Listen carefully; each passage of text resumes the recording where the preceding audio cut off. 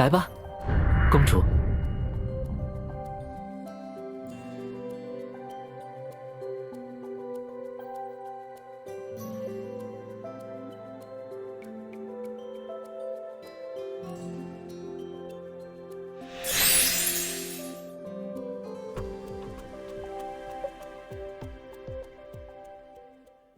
好了，上节课留下的问题都已经解决了，应该都听明白了吧？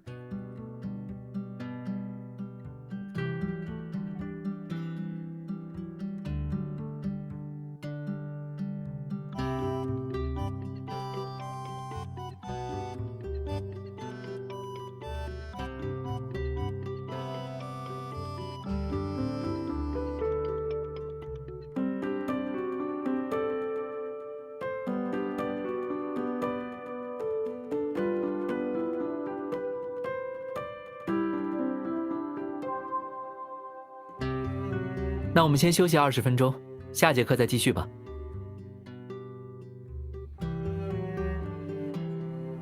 哎，夏老师，我刚才又想出了一种解法。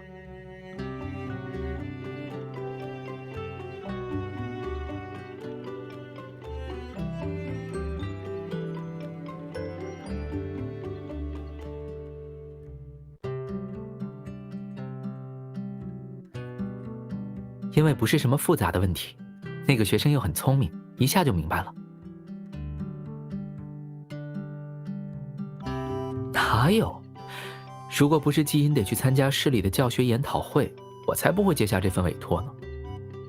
而且，就算是过瘾，我也早就体验过了。上次回学校，我不就给你开过小灶了吗？你还特地在我的课堂上捣乱了吧？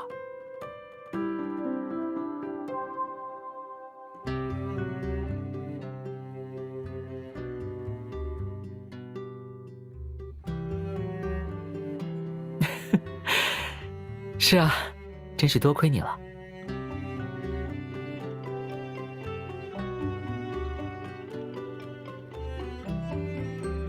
对了，你怎么突然来了？好啊。哎，夏老师，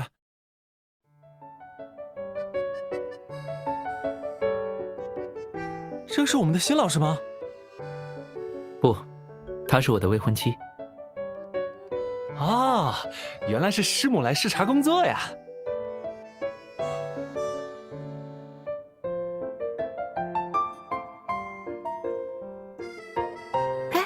夏老师以前是我们学校的，那师母呢？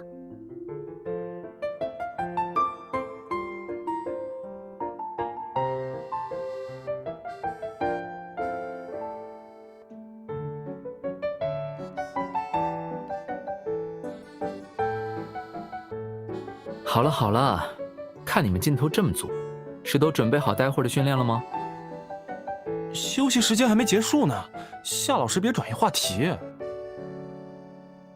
是啊，夏老师多和我们说说去布拉格参赛的事情吧。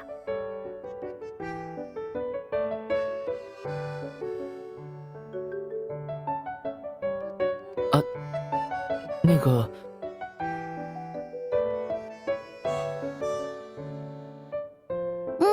这次的竞赛也是在布拉格举办，我们想到时候顺便玩几天，所以找夏老师问问攻略嘛。放心吧，到时候是你们季老师带队，他有经验，会安排好一切的。时间差不多了，你们先回教室准备一下，我打算下节课对你们进行地狱难度的特训。啊！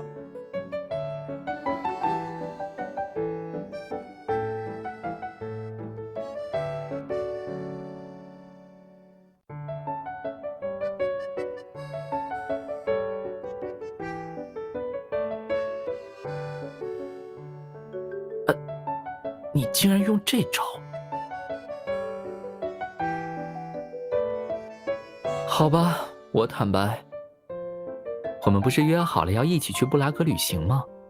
这段时间我一直在计划这件事，现在已经计划的差不多了，本来打算给你个惊喜的。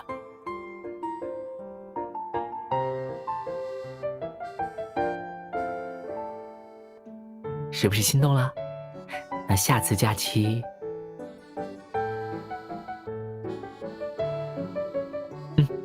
我保证，一定让你在布拉格留下愉快回忆。哦，我得回去上课了，等我下课。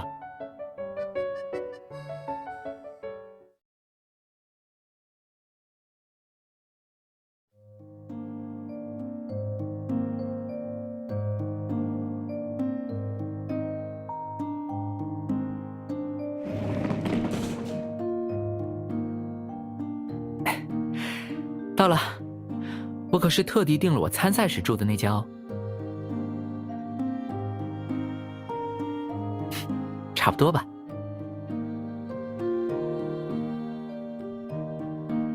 没走错，把前台装修成酒馆，就是这里的风格。不知道为什么，我在制定计划的时候，下意识觉得这是唯一的选择。难道是因为很有特色，所以我对它的印象深刻吗？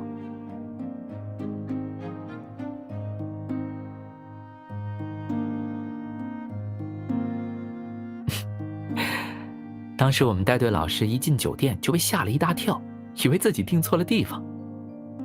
他和前台的工作人员确认了好多遍，最后还是不放心，对我们千叮咛万嘱咐。知道大家都比较激动，但你们还没成年，不许喝酒啊。对了，我记得这儿的老板是一个特别慈祥的老爷爷，前台还摆了他收藏的古董座钟。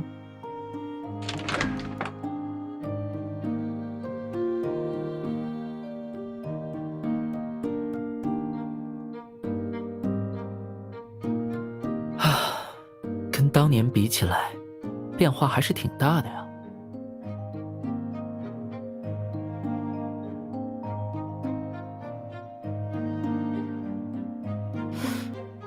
总觉得我忘了什么。算了，应该不是重要的事。走吧。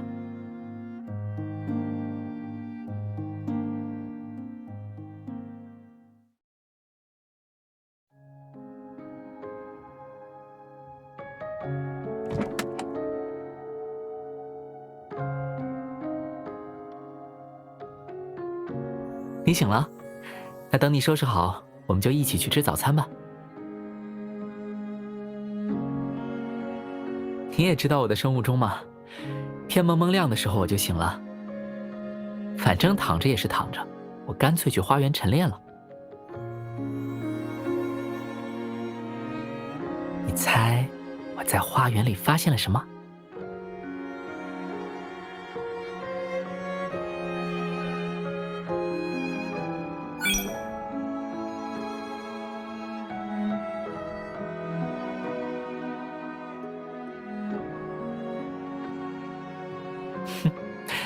既然如此，我就揭晓答案吧。我发现了一件青春时期的遗留物。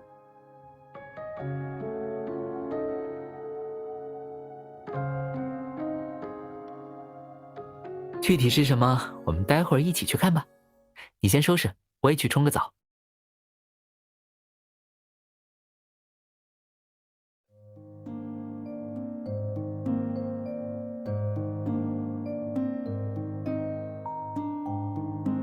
我昨晚不是说感觉自己忘了什么吗？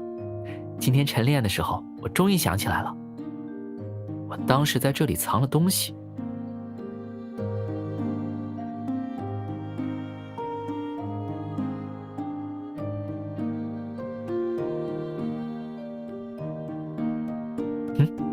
打开看看。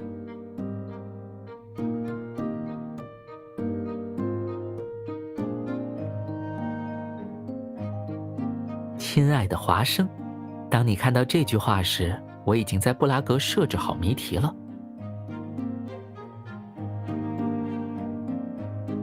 去找我隐藏的答案吧。如果一切都是正确的，你应该能看见布拉格最美的景色。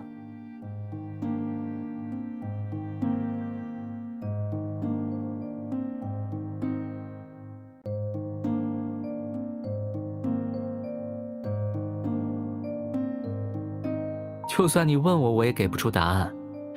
其实连我自己也忘了最美的景色是哪里了。说来也奇怪，这种事情我不该忘记才对。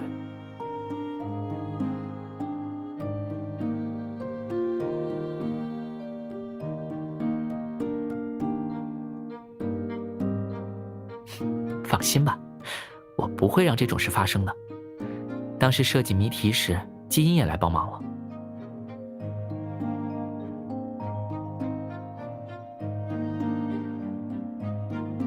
是啊，现在想起来还挺好笑的。我一开始的打算的确是自己完成这个计划，但在我藏题的时候被基因发现了，然后他就自告奋勇要来帮忙，最后就变成了由我设置框架，他填充细节。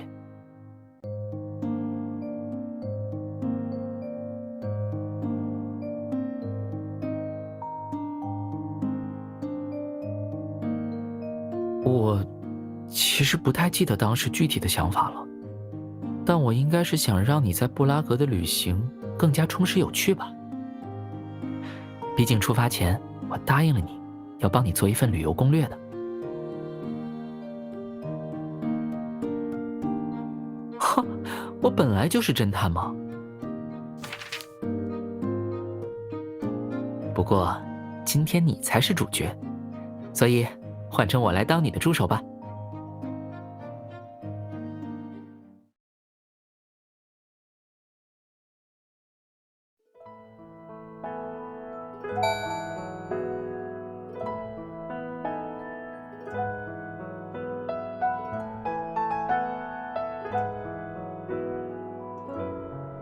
我们一头扎进暮色里，忘记了白天和黑夜。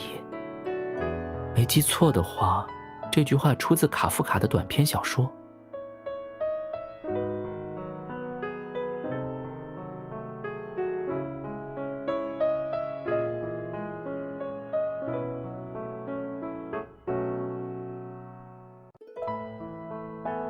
我想，应该有一份密钥能让我解密，那句话就是提示。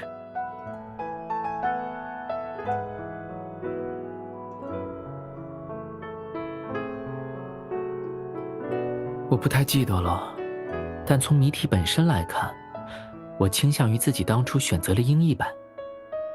毕竟将铭文锁定在26个字母，会省去很多不必要的麻烦。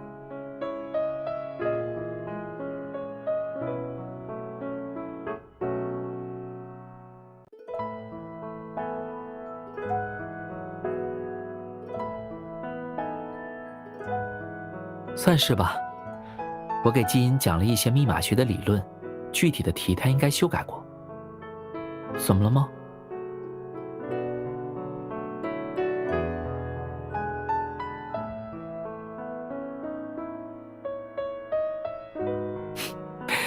你又不是第一次知道我很厉害了，多夸我2句也可以哦。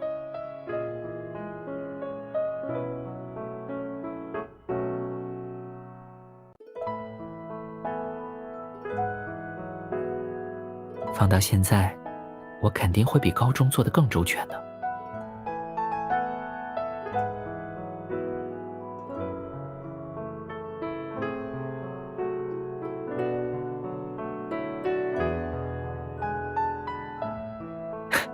小菜一碟。其实你已经找到最关键的部分了，但铭文或许没那么复杂。即便是短篇小说，它的词汇量也大概率能涵盖所有字母。所以，我认为铭文本身比较简单，以至于无法完全对应密码。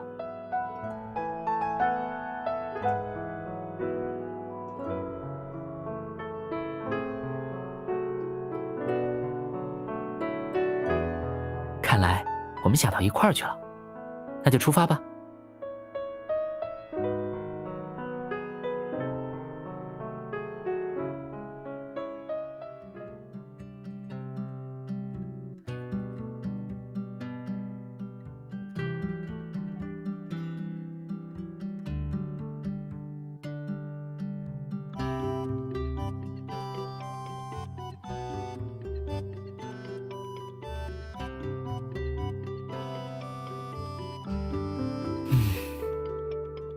试试就知道了。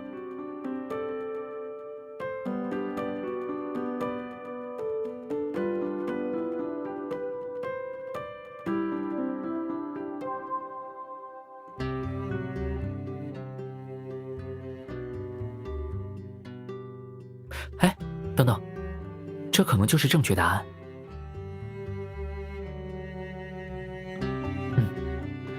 密码学中有一些简单的加密方式，比如替换式密码与置换式密码。这其中又有很多细分，但共同点是，它们不需要密码本。可以这么理解，更准确的说法是，这种加密方式是保持明文的字符，而打乱其位置和顺序。这个就交给我吧，毕竟术业有专攻嘛。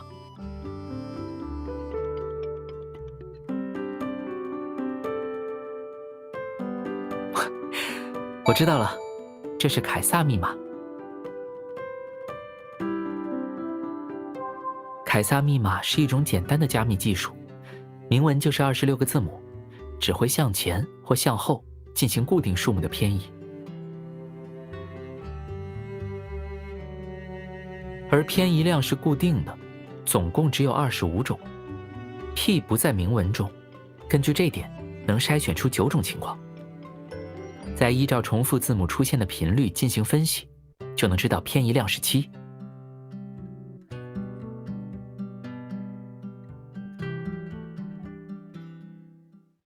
Catch the kitten， 答案应该没问题，但抓住小猫是什么意思？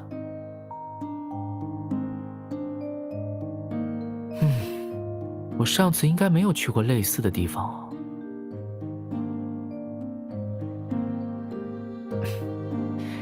先休息会儿吧。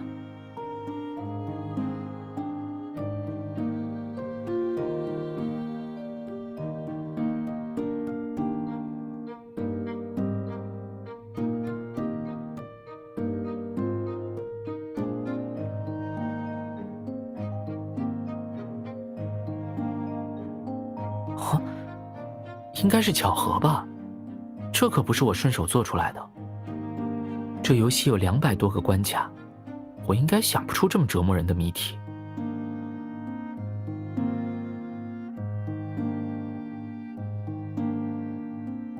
对了，想吃冰淇淋吗？烟囱卷冰淇淋是这里的特色，我做攻略的时候看见很多人都打卡了。那我去买，你先在这儿打游戏吧。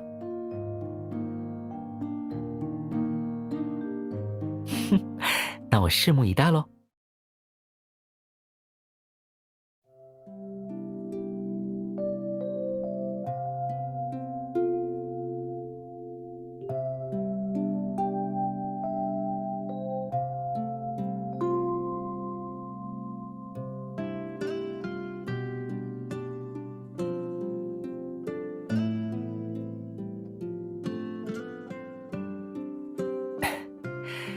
怎么样，有什么线索吗？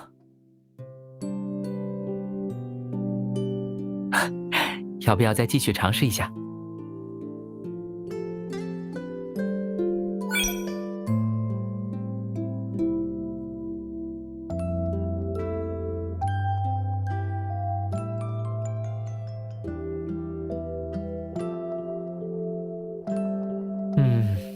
那只要能通关了就可以了吧？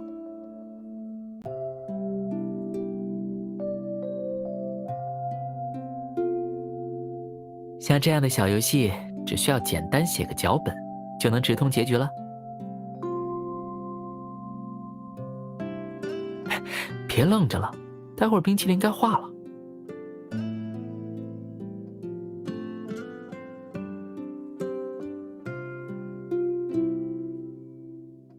也许是我们忽略了什么细节，在。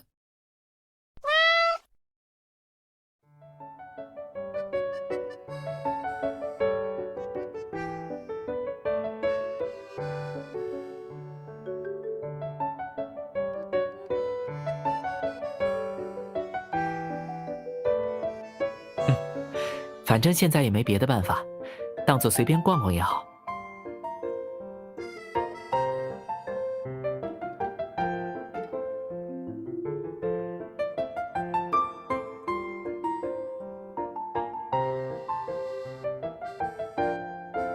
走吧，根据侦探守则第3条，追踪是一个优秀侦探不可或缺的技能。是时候展现我们真正的实力了。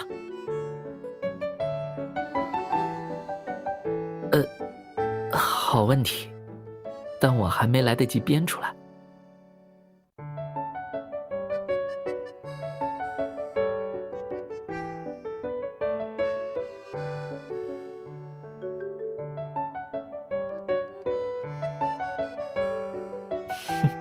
那当然了，区区小猫还能难倒我们？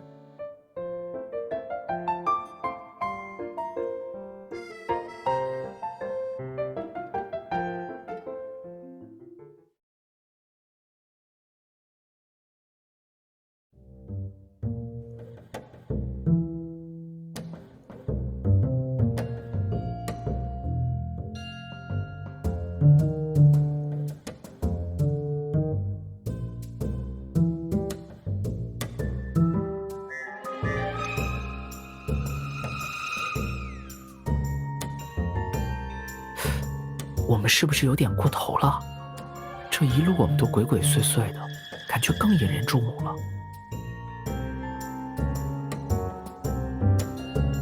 他哪像容易被吓跑的样子啊？看起来胆子比狗都大。就这么在街上乱跑，也挺危险的。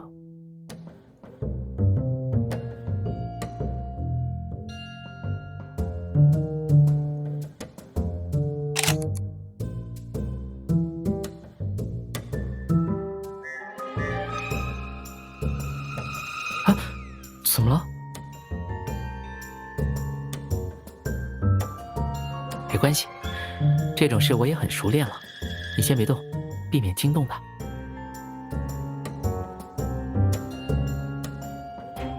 一般来说，目标被发现后会想办法甩掉我们。最优的方案就是借助人群逃离，而人群对我们既是障碍也是保护。因为某些穷凶恶极的目标会对追踪人员进行攻击，所以我们现在需要谨慎的观察，如果目标有异动，可以考虑实时逮捕。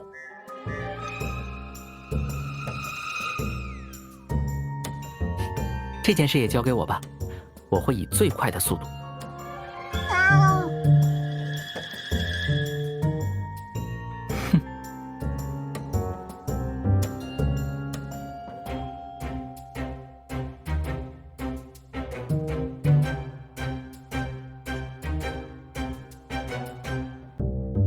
什么？这怎么行？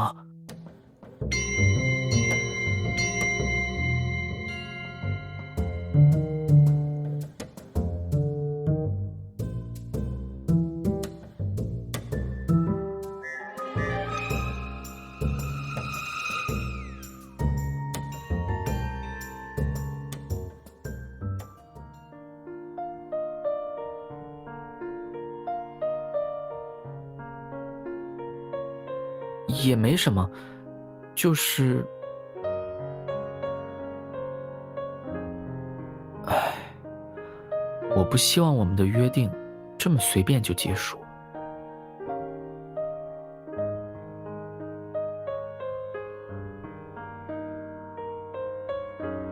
你觉得呢？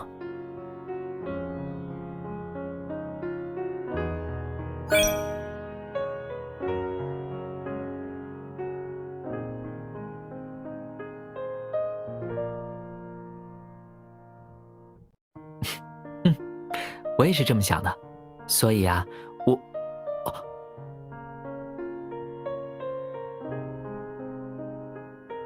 你刚才有件事可没说对，那时候我可一点儿也不轻松，手机都被我捏出汗了。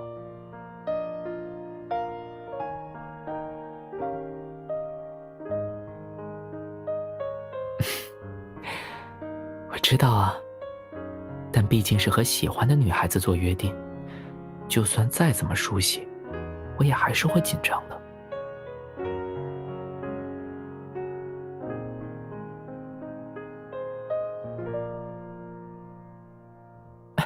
光顾着说话，猫都跑了，我们也快走吧。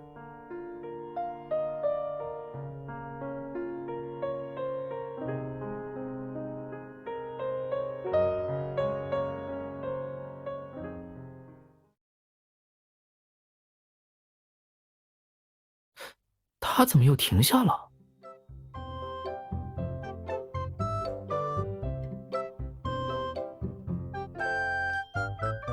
可能他只是在这儿休息，我们先等等吧。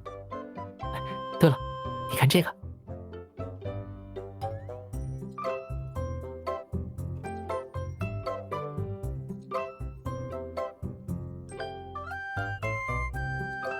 唉，不过冰箱贴的设计都只采取了天文中最显著的部分。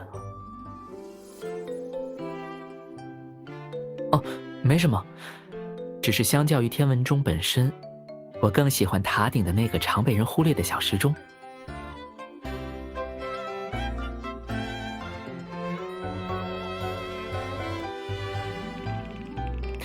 那个时钟很特别，长针是时针，短针才是分针，与我们的习惯是相反的。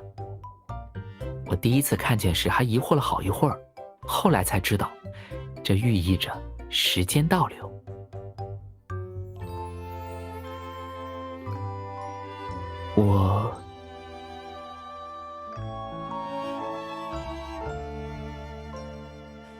老大，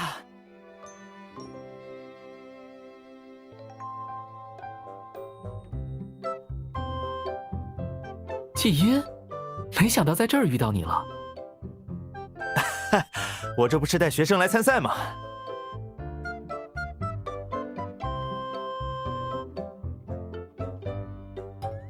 哎，我都不知道这群崽子能这么闹腾，可累死我了。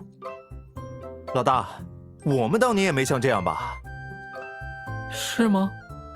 我可记得你当初因为凑热闹错过了集合的时间，让带队老师一阵好找。可以了，这个话题到这里就行了。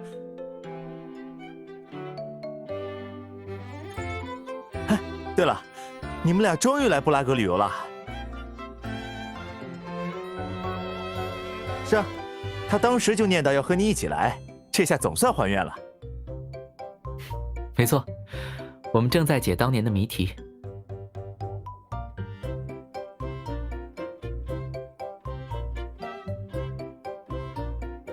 只不过，我们卡在这里了。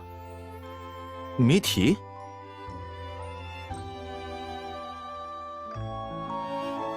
那件事啊，我想起来了，你当时还苦恼了好一阵子吧？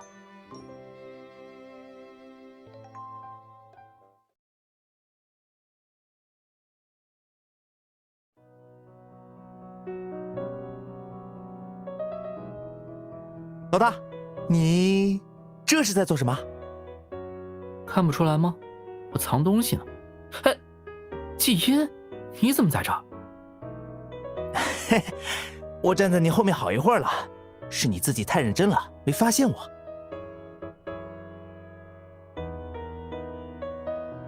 什么东西这么神秘啊？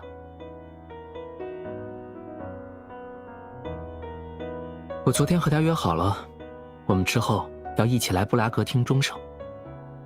不过除了钟声，我还想带他看点别的。别的什么？这是重大保密事项，不能告诉你。我的计划是设计一个谜题，让他能一边解谜一边游览布拉格。那需要这么麻烦吗？你直接当他的导游不就好了？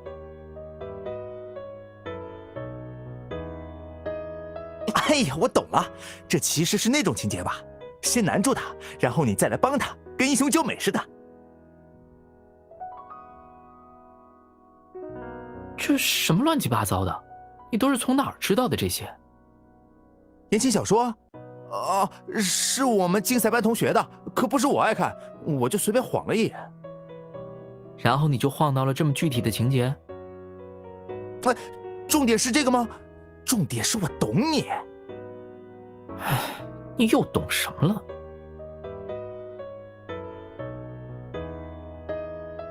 像你这样又当考官又当考生是不行的，难不成你真在一边看着他解谜啊？所以啊，让我来帮你改改谜题吧。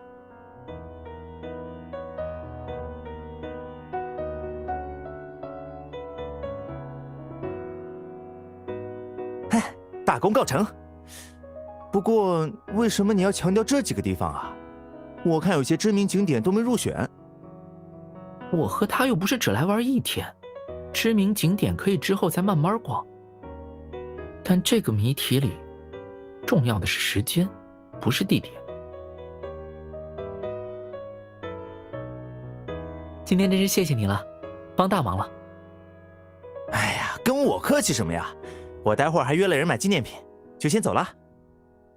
好。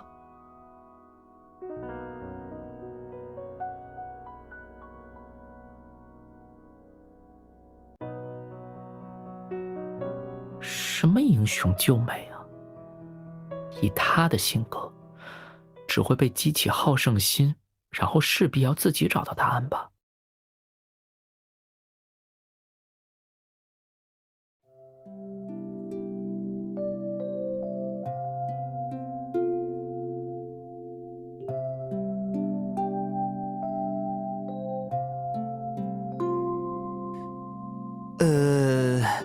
我估计这只猫也是我的手笔。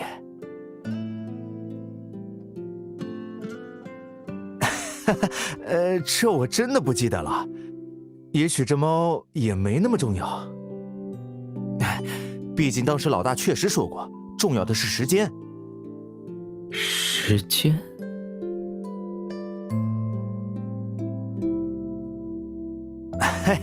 你们俩也别太着急，凭你们的能力，肯定能解开的。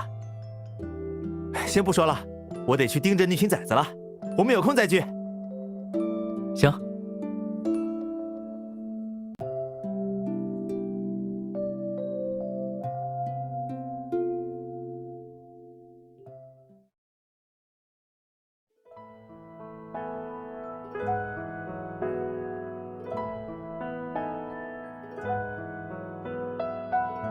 嘿，两位是遇到什么麻烦了吗？我看你们在店门口站了好一会儿了。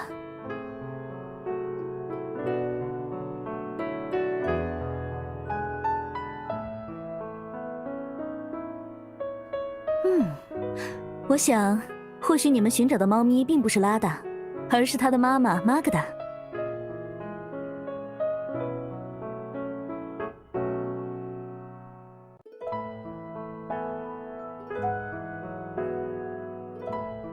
他们都是生活在集市附近的流浪猫，但玛格达在前几年就离开了。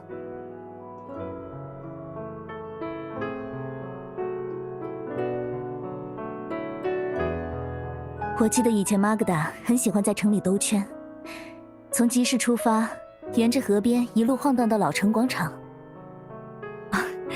他还很喜欢在天文钟附近听钟声，也许是受妈妈影响，拉达也有这个习惯。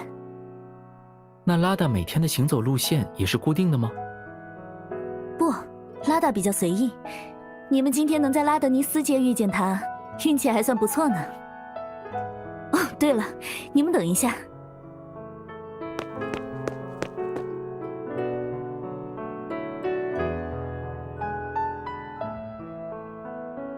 这是玛格达的行动轨迹，应该会对你们有用。不用客气，等空闲的时候来照顾我的生意就好。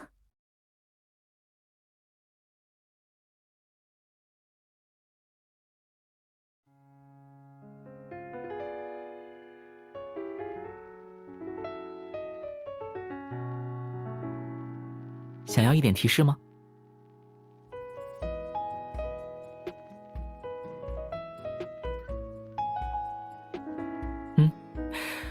我终于想起来最美的景色是什么了。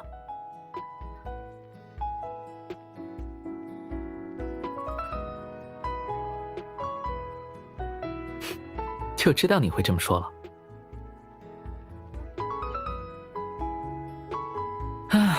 那我就不打扰你解谜了，我要偷偷懒，欣赏一下城市风光。啊，还好今天是个好天气啊。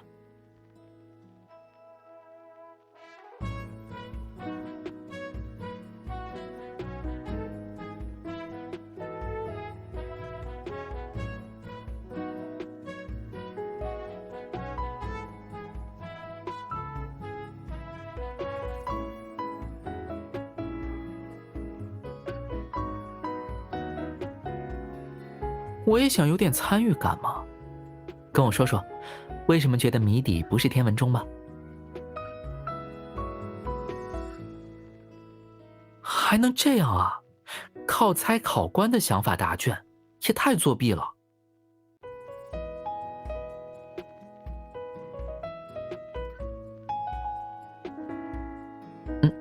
好吧，那下不为例。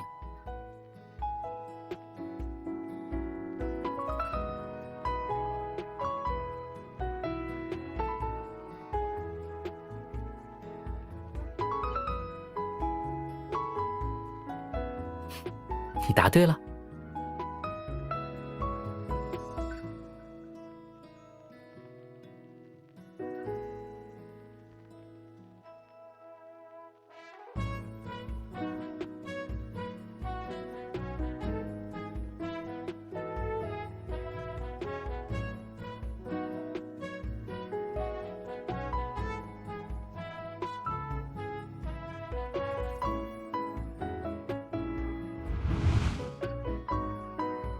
哦，没什么，只是相较于天文钟本身，我更喜欢塔顶的那个常被人忽略的小时钟。那个时钟很特别，长针是时针，短针才是分针，与我们的习惯是相反的。我第一次看见时还疑惑了好一会儿，后来才知道，这寓意着时间倒流。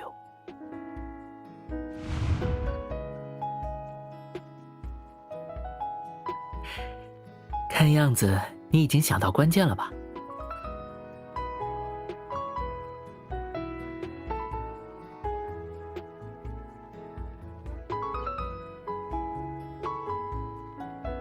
那你的最终答案是哪个呢？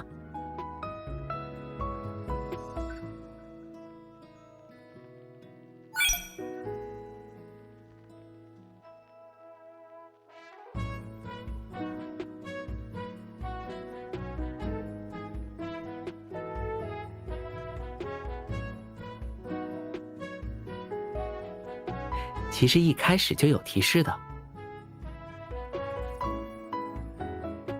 那你的最终答案是哪个呢？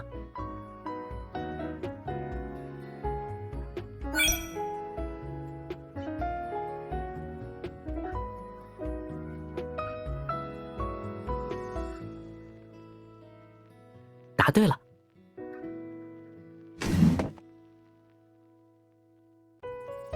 来吧，趁时间正好，让我们奔向黄昏。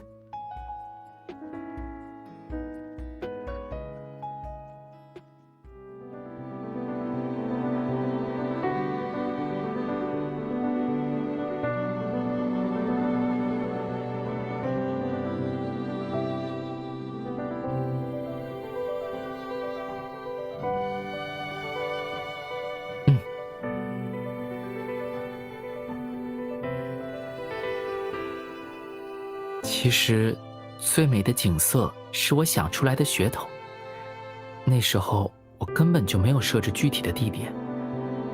其实目的地是哪里根本就不重要，绕了这么大个圈子，只是因为我想把时间拖延到现在，然后和你一起在布拉格看落日。怎么这么惊讶？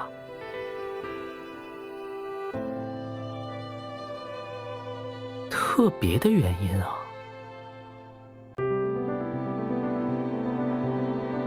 我的确是出于某个想法策划了今天的一切，但或许并不特别。你还记得我参赛期间未名师的天气吗？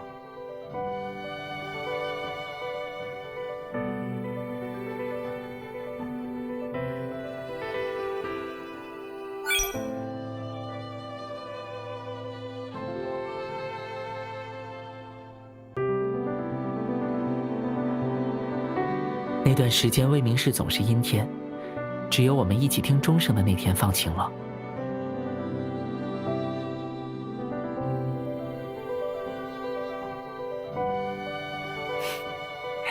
很奇怪吧？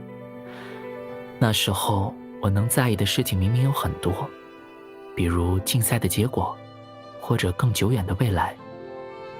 但我最在意的，竟然是魏明市的天气。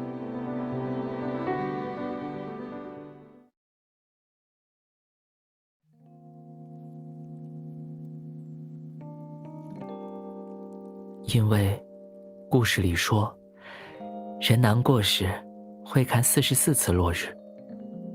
但我想，喜欢一个人的时候，也会想看44次落日。所以，哪怕是隔着时差，我也想在魏明市的黄昏时刻拨通你的电话。然后，我会把落日当作一个借口，用来包装当时不敢说出口的我喜欢你。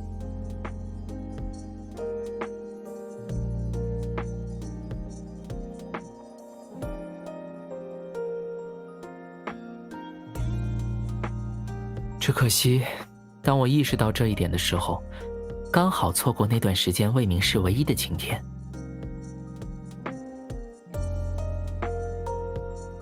你不是问我，如果时间倒流，我想回到什么时候吗？我想回到那天，去做那件现在看起来无关紧要的小事。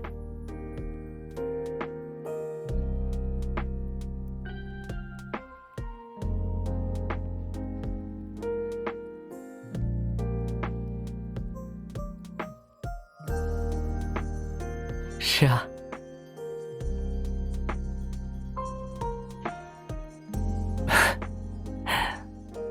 可是爱一个人，就是会不自觉地在意他的细枝末节。对我而言，1次和10000次都同样珍贵。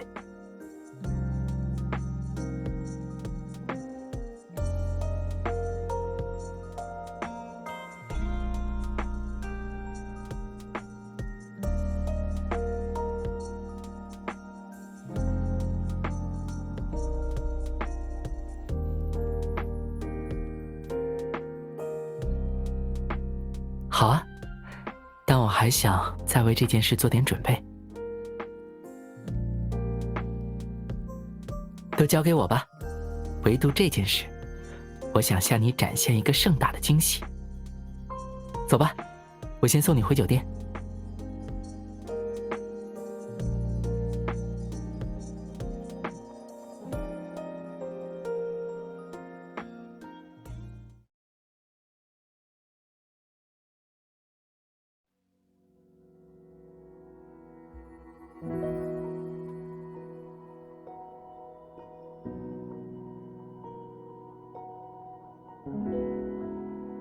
来吧，公主。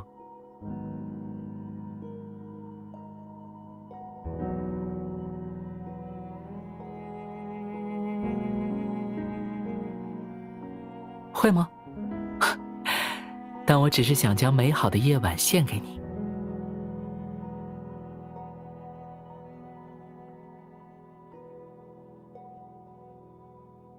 我这样会有些过头吗？我想了很久，还是希望我们能在完成约定时隆重一点，再隆重一点。或许是因为这件事跨越太长的时间，让我不想轻飘飘的结果。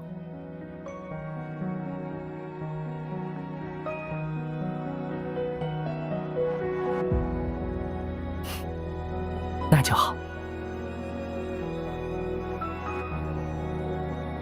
这虽然不是到点就会消失的南瓜马车，但我们还是快些出发吧。我想和你一起迎接第1声钟响。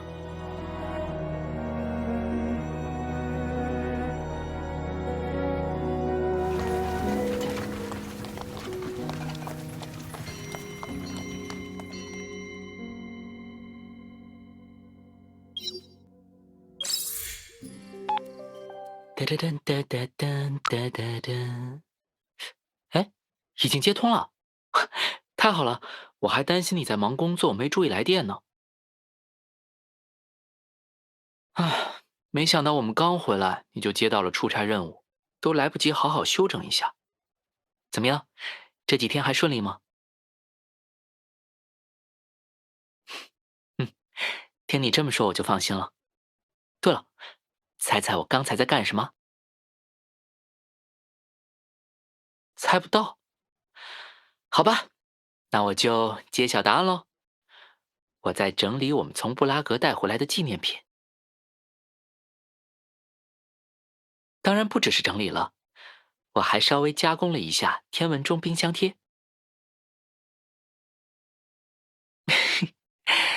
我在空隙处加入了发声装置，这样打开冰箱的时候，天文钟就会随之敲响钟声。啊，你想现在就看看？不行不行，因为发声装置出了一点问题，只要启动了就停不下来。要不是接通电话前我紧急把电池拆了，我们现在就在钟声里聊天了。放心，等你回来的时候，一定能看见成品。现在就留个悬念吧。啊，你也给我准备了小惊喜吗？能跟我说说是什么吗？竟然要保密啊！好吧，等你回来再揭晓也不迟。反正只要是你送的，我都喜欢。而且比起礼物，我更想能早点见到你。虽然才分别了几天，但我已经非常非常想你了。你也是吗？这件事就算你不说我也知道，但果然，我还是想听你说一遍。啊，不知不觉已经这么晚了，你明天还要早起工作呢，今天就先聊到这儿吧。嗯，晚安。